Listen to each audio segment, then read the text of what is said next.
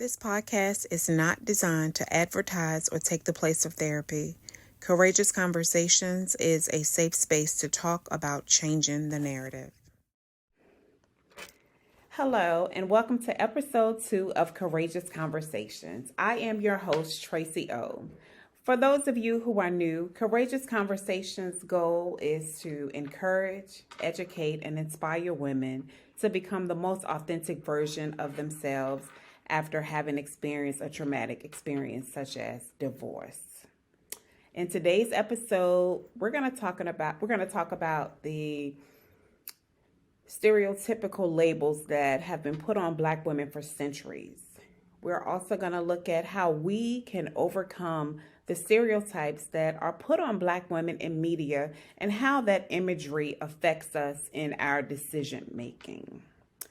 I am so very excited to have with me today someone who believes that women should be treated equally, socially, economically, and politically.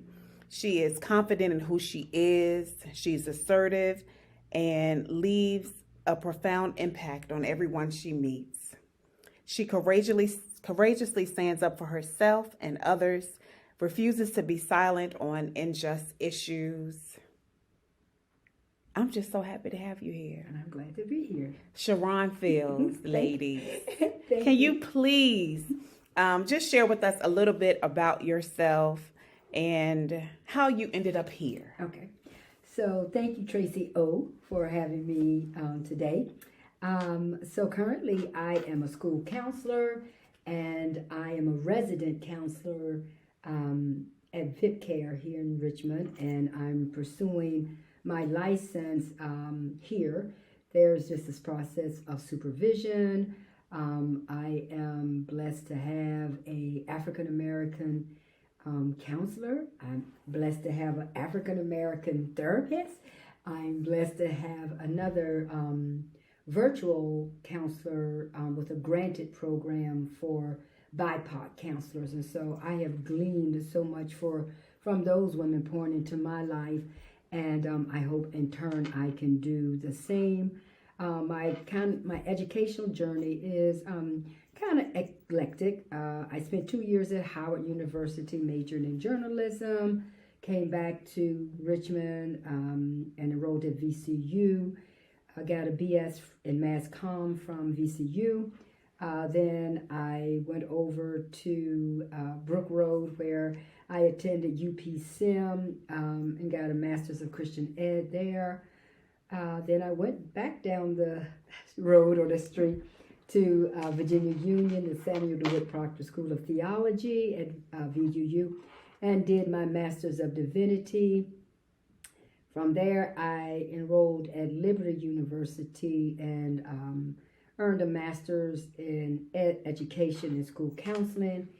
And primarily, I see children and women in my office at VIP Care. Okay. So, yeah. All right. Well, I am so excited to have you here, and I know my audience is going to appreciate this opportunity to hear what you have to say as you help us to navigate the hard spaces and places that we may find ourselves in. I just want to add that this interview will not serve as a form of counseling for anyone listening. Mm-hmm. If they are interested in contacting you, I will list your information below and they can contact you. I just want to reiterate that this is not a counseling session. Yes. We are simply just having a conversation, a courageous conversation, if you will. And with that being said, we're going to jump right in. Black women have been seen historically as three different categories. We have the sapphire, who is known to emasculate men, who are considered to be loud, aggressive, angry, stubborn, and in some cases considered unfeminine. Mm-hmm. We have the Jezebel, who is the hypersexualized woman. She's seductive and can exploit men's weaknesses for her benefits. And then we have the mammy, who's self-sacrificing, nurturing, loving, and asexual. And sometimes her kindness, not sometimes, but oftentimes, all the time, her kindness is taken for her weakness. And while these labels are not a true representation of who we are, they are often perpetuated through the lens of media, specifically reality television. Divorced women specifically are marginalized through mass media. The media has portrayed African American women as nurturing and passive, but also aggressive, emasculating, and sexually promiscuous.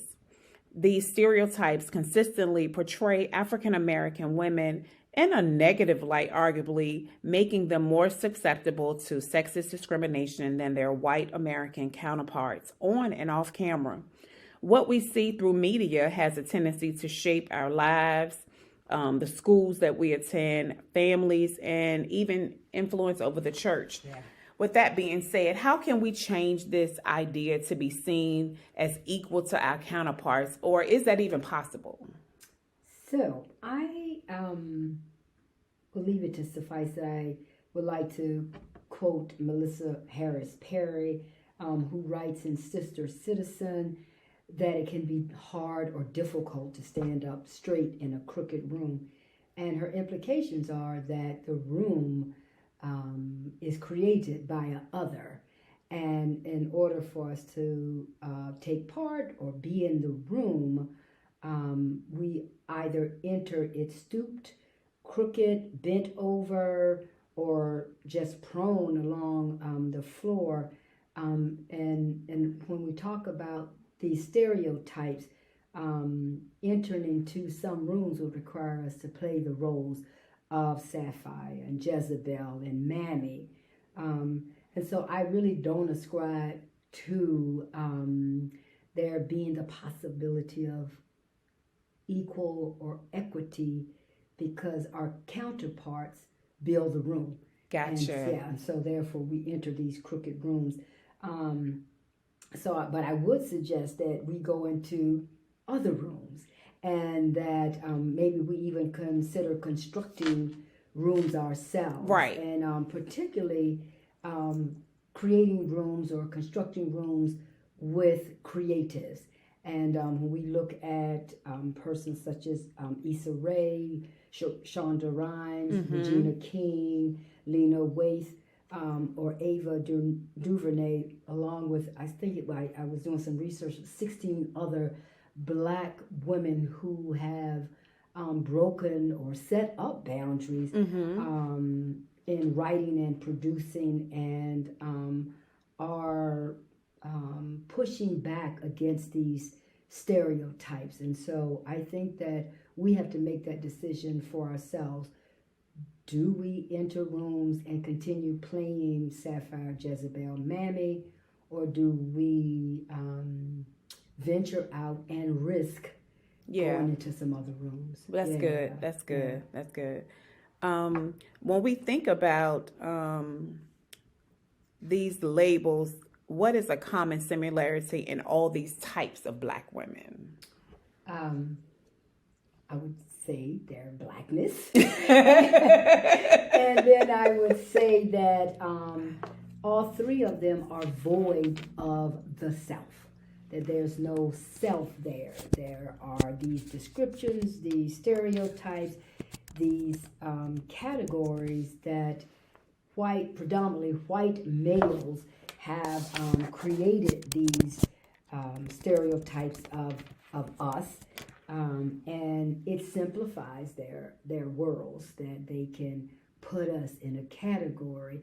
They don't have to get to know us, our particularities, what hurts us, what helps us, what our dreams might be, because you're either a Mammy, you're Jezebel, or you're Sapphire. Yeah. Mm-hmm. So it's easy for some of us to just fall in line and take up these roles if we want to be in lockstep with the dominant culture. Yeah. Right. Yeah. So as a consequence, this is a dual threat of racist and sexist stressors. Some African American women, we must gauge, what I hear you saying is that we must engage in presentation due to environmental context and as a response to perceptions or expected of gender race discrimination.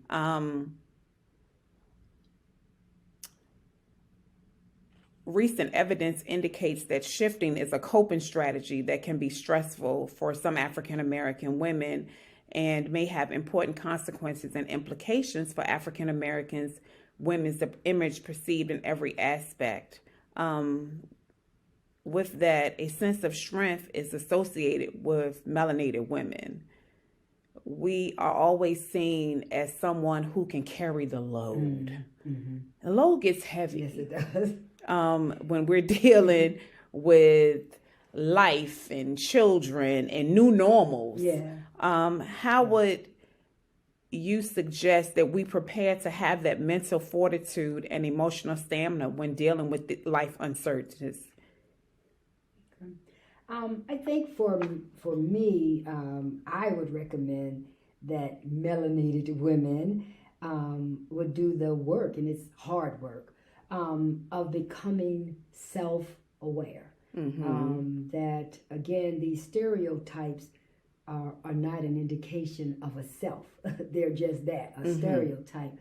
And I think that our job, and it is a hard job, is to work on process with someone possibly that you might become, or that we might become self-aware, because then that prepares us for possessing some mental fortitude and emotional stamina, because life is hard. Life is hard. Yeah, Life is and hard. So if you're a character and not a self, then it gets even harder. And I think sometimes just the inability to handle some of our emotions, sometimes our chutzpah, which is, I believe, our superpower. You introduced me to that word. But it's sometimes like misunderstood, and sometimes we're categorized as a result of our passion. So I, when talking about chutzpah, I rethink chutzpah in relationship to these characterizations, because chutzpah feeds into the sapphire. Yeah, and so I would suggest that not be our superpower. Okay. But that self-awareness is the melanated woman's superpower. Gotcha. Yeah, because we don't want chutzpah to align us with what they've already characterized us as. And and I'm not saying that chutzpah isn't appropriate at certain times, but if that is the base of your whole characterization of yourself, it doesn't bode well for you if you're always snapping, always, rude, aggressive. But I think that could be true for any race or anyone who hasn't been able to manage their emotions. It's just for us, they've already created a pocket for us. And so when we see these things play out, that's a label that they're going to call us. They're going to automatically call us a sapphire. Yeah, but I mean, I think that being self-aware gives you the superpower to decide how you show up. Regardless of what you think of me, how I show up is my decision, not yours. Okay. For nearly half a century, African American racial identity theory has evolved, providing greater insight about client-practitioner racial match, as well as the process of healthy assimilation to an often oppressive mainstream media. If tomorrow could talk, what would it say about the state of the Black woman as we rewrite our own narratives? We're going to rewrite our own stories. Well, I love the story. The question that if tomorrow could talk, and what would it say about the state of Black women? I think that if tomorrow were talking to us, it would say that the state of Black women is promising. That as Black women, we have a greater access, agency, and a broader platform. The question is then how will we use those components to reflect, to reinterpret, and to reframe the rewriting of our own narratives? How will we explore ourselves, define ourselves, and determine how we want to show up in the world as self, not assuming a role or putting on a costume or being demeaned by what others have already cast you as. And so, I just think that that's really applicable when you talk about the media and reality. TV is that moving forward tomorrow that we really kind of think about that. Are we selling ourselves out by keep following that same narrative, that same script, or are we willing to really delve into ourselves and reflect in our rewriting? So, yeah. That's good. Okay. That's good. Oh, wow. I am always just in awe whenever I have a moment to talk with you, because the things that you say, it's prominent for right now and tomorrow.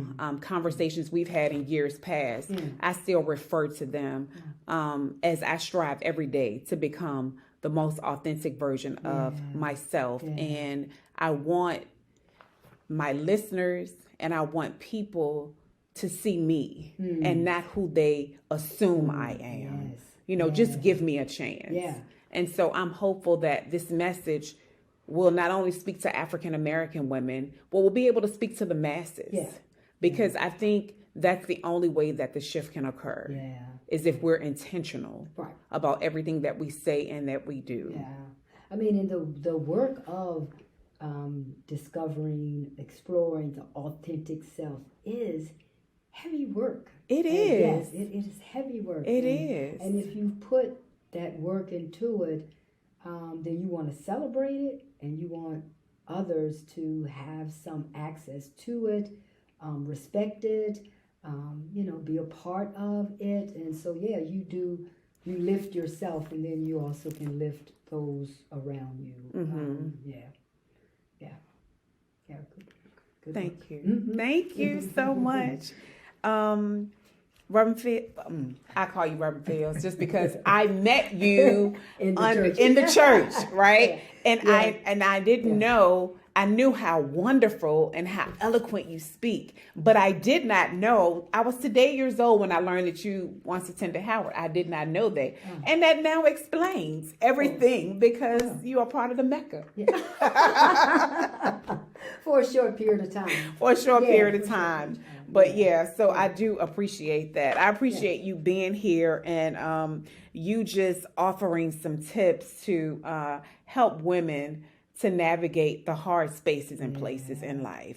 Because life is hard. It is. And so coupled with divorce and new normals, it can take some of us out of here. Most definitely. And so we have learned that we have to be intentional with ourselves and extend ourselves the same grace we extend others.